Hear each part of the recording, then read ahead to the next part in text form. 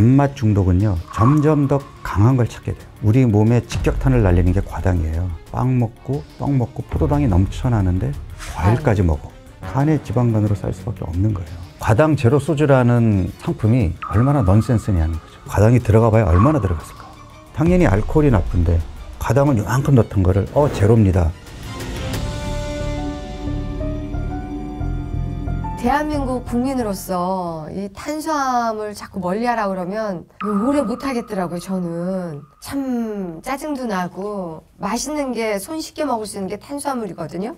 이 탄수화물을 먹으면서 좀 건강하게 다이어트 할 수 있는 건 말이 안 되는 건가요? 아니요, 이것도 이제 오해가 있는데 저는 탄수화물을 줄이라고 얘기한 적이 없어요. 저는 과당을 피하라고 얘기하죠. 그러니까 우리 몸에 직격탄을 날리는 게 과당이에요. 과당은 우리 몸에 들어오면 간에서 대사가 되면서 바로 중성지방으로 비축이 되니까 지방간의 원인이 되고 인슐린 저항성을 일으키고 뱃살을 만드는 중요한 원인이거든요. 이 과당이 포도당이 부족한 상태에서는 간에서 포도당으로 바뀌어서 에너지원으로 쓰이거든요. 그러니까 먼 길 걸어 다니고 육체노동이 많았던 시절에 과일은 보약이고 건강식이었죠. 그러니까 에너지원으로도 쓰이고 식이섬유와 비타민, 미네랄이 풍부하니까. 그런데 지금은 하루 세 끼 밥을 먹고, 그러니까 빵 먹고 떡 먹고 포도당이 넘쳐나는데 거기에 과일까지 먹어. 그러면 거기에 들어있는 과당은 어떻게 가죠? 간에 지방간으로 쌓일 수밖에 없는 거예요. 그러니까 과당을 피하라고 제가 말씀을 드린 거고, 근데 과당이 제일 많은 게 설탕이죠. 그러니까 우리가 먹고 있는 가공식품 또는 초가공식품의 주요 원료가 액상과당, 설탕, 이런 당류란 말이에요. 이런 당류가 들어있는 음식을 피하라는 거지 탄수화물을 줄이라는 게 아니에요. 탄수화물은 내 몸에 필요한 양만큼 먹으면 돼요. 그러면 얼마나 먹어야 되느냐? 내 신체 활동량에 의해서 결정되는 거예요. 내가 평소에 운동을 열심히 하고 의식적으로 대중교통 이용하면서 많이 걸으려고 하고 이런 사람들은 탄수화물 먹어도 돼요. 그런데 차 타고 차로 다녀서. 이동하고 헬스클럽을 간다고 해도 주차장에서 엘리베이터 타고 올라가서 옷 갈아입자마자 트레드밀에 올라가서 드라마 하나 켜놓고 시속 4km로 천천히 걸으면서 보고 그 다음에 차로 이동해서 집에 와서 하루 종일 거실에 앉아 있으면서 나는 1시간 운동했어요. 이런 사람이 하루 세 끼 밥 먹고 후식으로 과일 먹고 중간에 빵 먹고 떡 먹고 이러면 어떻게 될까요? 잉여가 너무 넘치겠네요. 그래서 이런 사람들은 탄수화물을 줄여야죠. 그러면 어떤 탄수화물을 줄여야죠? 몸에 나쁜 탄수화물을 줄여야죠. 그래서 제가 설탕, 밀가루를 피하라고 하는 거고요. 내가 신체 활동도 많고 운동도 많이 하고 이런 사람들이라면 뭐 하루 세 끼 밥 먹는 게 뭐가 문제겠어요. 다 에너지원으로 쓰이는데. 그러면 애들을 키울 때부터 이 입맛을 잡아줘야 되는데 그렇죠. 이 이유식을 할 때 처음에 죽 줄 때는 문제가 없었는데 과일을 갈아서 줄 때부터 얘네들이 단맛을 알게 돼버렸어요. 그 다음부터 이제 자꾸 단 것을 찾게 되는데 당을 좀 멀리할 수 있는 걸 어느 나이 때부터 시켜야 이게 절제가 가능할까요? 그러니까 이제 밥은 중독이 안 되잖아요. 쌀밥은 또 중독이에요. 그렇지만 뭐 쌀밥 안 먹고도 살 수 있잖아요. 네. 보리밥 먹으면 되고. 네. 근데 밥은 다 포도당으로 분해가 되잖아요. 과당이 없어요. 네. 우리 물엿 과당이 없어요. 오호. 포도당으로만 이루어져 있어요. 아. 그러니까 이러한 음식들은 단맛을 내는 건 똑같으나 중독으로 안 가요. 그런데 과당이 들어있는 것들은 중독으로 가요. 대표적인 게 설탕이잖아요. 그러니까 이 단맛 중독은요, 중독은 똑같아요. 점점 더 강한 걸 찾게 돼요. 그러니까 더 달아야 되는 거예요. 난 너무 달면 정신이 없던데. 네. 그런데 젊은 친구들은 그 단맛을 느끼는 강도가 우리랑 달라요. 아, 어떡하죠? 더 달아야 돼요. 그러니까 중독이라는 특징이 일찍 빠질수록 헤어나오기 어렵거든요. 그리고 점점 더 강한 걸 찾게 되고 끊으면 금단 증상이 생기게 되고 그러니까 끊임없이 단 거를 찾는 이 습관으로 가다 보니까 요즘 외식하면 어때요? 젊은 애들 잘 가는 식당 가면 단짠이에요. 제가 깜짝 놀랐던 게 예전에 이제 연속혈당 측정기를 차고 다닌 적이 있었는데 밥하고 고기를 시켰는데 저는 밥을 나중에 먹고 채소와 고기를 먼저 먹거든요. 고기를 씹는 순간 너무 단 거야.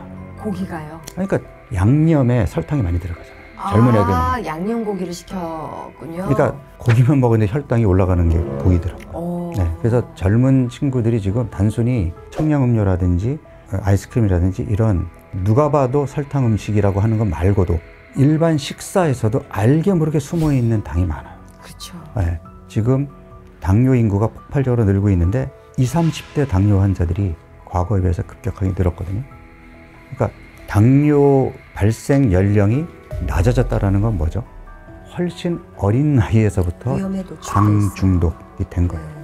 유해한 음식에서 아이들을 좀 멀리 떨어뜨려 놔야 되는데 이 부모님들이 24시간 밀착해서 볼 수도 없는 거고 바깥에서 애들끼리 뭘 먹는지 우리는 모르잖아요. 그렇죠. 집에서 또 혼자 있으면 배달을 그렇죠. 막 시켜 먹고요. 그리고 식품 가공업계에서는 중독에 빠질 수 있게끔 고민하고 식품들을 만든단 말이에요. 그러니까 설탕도 당연히 뇌의 쾌감 중추를 자극하는 중독성 음식이지만 설탕에 소금과 지방이 들어가잖아요. 쾌감 중추를 가장 강력하게 자극합니다. 나쁜 게 세 개가 뭉치면. 그러니까 소금과 설탕이 들어가면 소금의 짠맛을 설탕이 가려주고 또 소금이 설탕을 더 달게 만들어줘요. 맞습니다. 저도 나물이 짜진 적이 있었는데 그걸 가리기 위해 설탕을 엄청 넣었던 아주 어렸을 때 발견한 방법이었습니다. 네. 박용우 원장님께서 절대 드시지 않는 음식이라면? 과당. 사실 절대 안 먹는 건 아니고 가급적이면 조금 자제하려고 하죠. 근데 뭐 우리나라 음식들이 사실 설탕이 많이 들어가거든요. 그래서 우리 집에서는 설탕을 안 씁니다. 안 쓰고 무침이나 설탕이 필요한 음식을 만들 때는 대체당인 알룰로스를 쓰고 꿀은 설탕이랑 똑같다고 보시면 됩니다. 네. 포도당으로만 돼 있다면서요? 아니에요. 포도당과 과당으로 돼 있습니다. 네. 그래서 꿀은 설탕과 똑같다고 보시면 되고 그리고 이제 우리 흔히 얘기하는 밀가루 음식 빵이나 면이나 이런 종류들이 설탕이 많이 들어가 있는 경우가 많고 냉면에도 설탕이 많이 들어가거든요. 그 다음에 밀가루에 이제 글루텐이라는 그 성분이 이제 소화가 안 돼.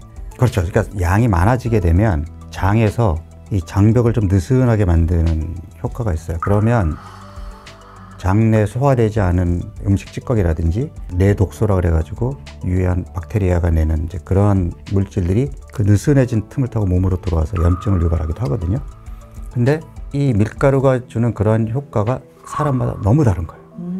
어떤 사람은 하루 3끼 밀가루를 먹어도 아무 문제가 없는 사람도 있고 체질. 네, 어떤 사람은 어쩌다 먹었는데 다음날 몸이 퉁퉁 붓고 속이 더부룩하고 가스가 차고 이런 사람들도 있단 말이에요. 그러니까 제가 이제까지 비만 치료를 하면서 겪어본 바로는 살이 많이 찐 사람들이 상대적으로 밀가루의 민감성이 좀 높더라는 거죠. 그래서 밀가루 음식을 많이 먹을 경우에 조금 불리하게 작동할 수 있는 건데 이 밀가루 음식의 특징이 약간의 중독성이 있어요.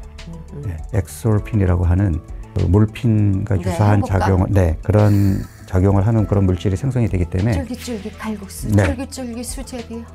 그러니까 그런 것들이 빠지게 되면 쉽게 벗어날 수가 없는데 내 몸이 밀가루를 잘 받아주는 몸이면 상관이 없으나 그런 몸이면 어쨌든 좀 줄이거나 끊어야 되잖아요. 이러한 음식들을 안 먹어버릇하면 안 먹을 수 있는데 한번 입에 대면 또 계속 땡긴단 말이에요. 네. 그래서 제가 이제 박용우 다이어트를 한 달만 하라고 할 때 설탕 밀가루를 끊게 하거든요. 끊어봤을 때 피부 트러블도 없어지고 속도 편안하고 몸이 안 부어. 이런 사람이면 밀가루에 민감성이 좀 있는 사람일 가능성이 많죠. 그러니까 안 먹었더니 그런 변화를 보이는 사람. 그런 사람들은 한 달 끝나고 다시 일상으로 돌아가더라도 적게 줄여야죠. 먹는다는 거죠. 네. 과당은 피하신다고 하셨는데요. 어떻게 소주에 과당은 없습니까? 그러니까 이 과당 제로 소주라는 그런 상품이 얼마나 넌센스냐는 거죠. 소주라는 것이 이제 주정을 희석해서 만들었는데 맛이 안 나니까 거기다가 이제 과당을 살짝 넣어가지고 그 과당이 들어가 봐야 얼마나 들어갔을까요? 근데 과당이 더 나쁠까요? 알코올이 더 나쁠까요? 당연히 알코올이 나쁜데 과당은 요만큼 넣었던 거를 제로입니다. 아니 과당의 유해성을 사람들이 알고 그거를 피하려고 하는 그런 흐름에 상술이 들어가가지고 아니 알코올이 그만큼 들어간 게 훨씬 나쁘지 거기에 과당 요만큼 넣었다가 그걸 제로로 했다고 마치 그나마 건강한 소주인 척 그렇게 위장을 해버리는 게 얼마나 얕은 상술이에요. 과당은 철저히 피하시면서 술은 드시는. 네, 그러니까 술로 과당 붙지 않게 몸에 해로워요. 술도 지방간의 중요한 원인이고 그러니까 술 많이 먹으면 간에 기름이 낍니다. 과당과 똑같이. 그러면 술하고 과당을 안 먹어야 지방간에서 벗어날 수 있고 평생 건강하게 오래 살 수 있잖아요. 저는 그렇게 살고 싶지 않거든요. 아니 건강도 챙겨야 되지만 그래도 행복을 포기할 수 추구하고 없다. 행복을 추구하고 네. 삶의 질을 좀 유지하면서 살아야 되잖아요. 사람들도 그하고도 어울려야 돼요. 특히 저같이 이렇게 내향적이고 샤이한 사람들은 술의 힘을 빌려야 네, 알코올의 된다. 힘을 빌리지 않으면 사람들이랑 어울리기 쉽지 않단 말이에요. 그러면 몸에 해로운 걸 알겠어요. 지방간의 원인인 걸 알겠어요. 근데 필요해요. 그럼 어떻게 해야 되죠? 술 이외에 몸에 나쁜 걸 아예 끊어야지. 그래서 저는 그래서 과당을 끊은 거예요. 술은 일주일에 한 번 먹으려고. 얼마나 드세요? 꽤 마시죠? 1년에 한 달만 빼고 거의 다 네. 드시나 봐요. 그래도 이렇게 건강하고 참 하는 거 보면 정신적인 그런 즐거움을 꽤 주나 봅니다.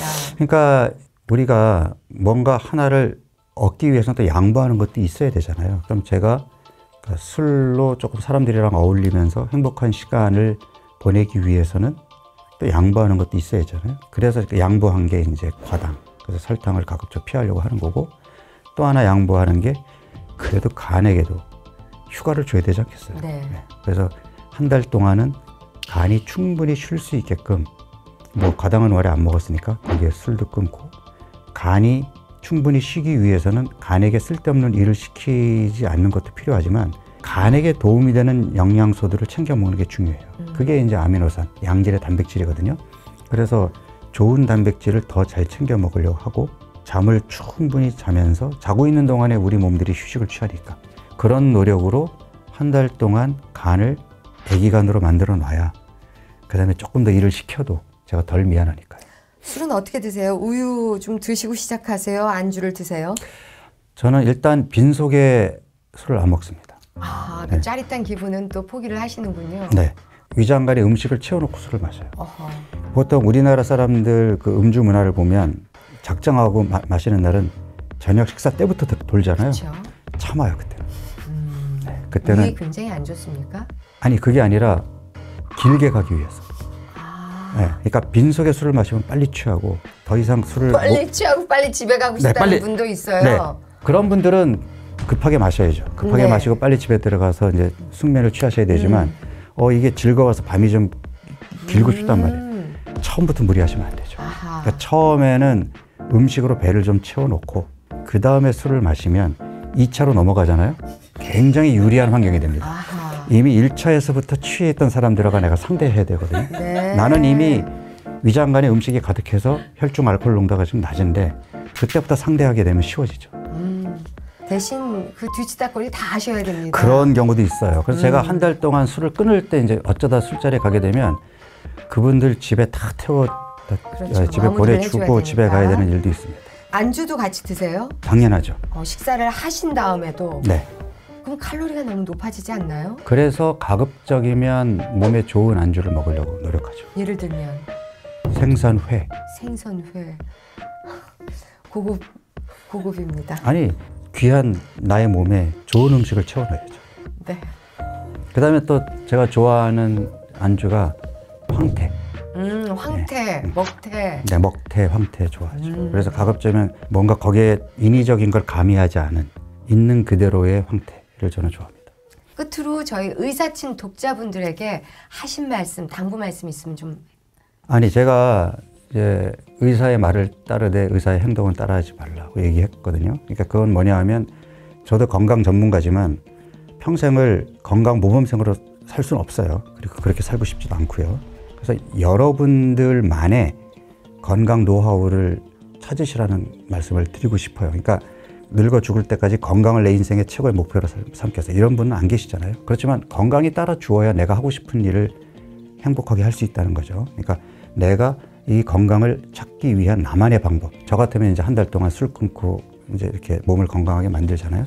여러분들 각자의 몸에 맞는 건강한 생활 습관 이런 것들을 한번 찾아보시기 바랍니다.